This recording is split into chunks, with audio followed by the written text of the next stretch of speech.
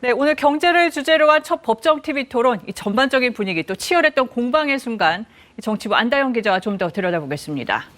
안 기자, 토론이 이제 막 끝나서 좀 이르긴 한데 각 정당에서는 평가 어떻게 하고 있습니까? 네, 오늘 토론의 중간중간에 민주당과 국민의힘은 상대 후보에 대한 논평들을 조금씩 내놨었습니다. 네. 굉장히 경쟁적이었습니다. 민주당은 윤석열 후보의 토론 전략이 말 바꾸기 앵무새 공격이라고 맹공했습니다. 또 윤 후보 태도가 고압적이었고 또 준비 안 된 모습이었다고도 주장했습니다. 네. 반면 국민의힘은 이재명 후보가 불리한 내용에서는 답변을 회피하고 동문서답하는 모습이었다 이렇게 비판했고요. 그 윤석열 후보에 대해선 준비한 대로 무난했다고 평가했습니다. 정의당은 심상정 후보의 경제정책 비전은 제대로 말씀드렸지만 네거티브 공방으로 토론회가 중간중간 끊긴 점은 적절치 않았다고 밝혔습니다. 네. 국민의당은 안철수 후보가 구체적인 통계 수치를 제시하면서 식견을 보여준 토론이었다고 자평했습니다. 정당들도 이렇게 서둘러 의견을 내놨지만 이전 두 차례 TV 토론과는 좀 분위기가 달랐어요. 후보들이 상당히 벼르고 나왔다 이런 기류가 느껴지던데요. 네, 공식 선거운동 시작 후에 첫 토론이었잖아요. 네. 그래서 이제 후보들과 굉장히 매서웠습니다.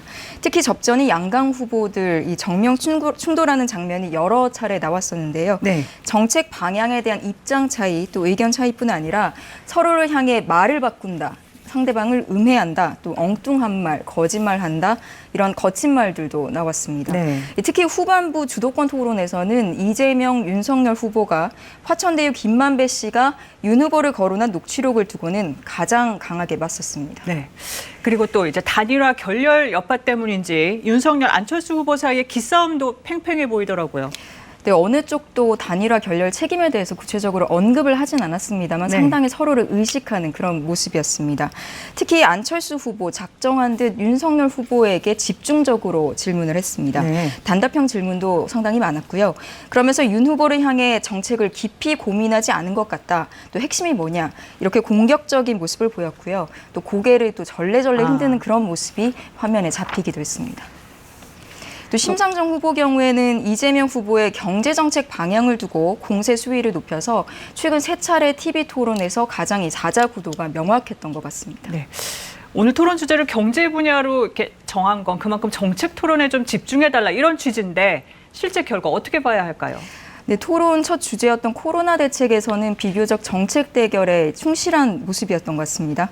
손실보상의 큰 틀에서 공감들을 했기 때문일 겁니다.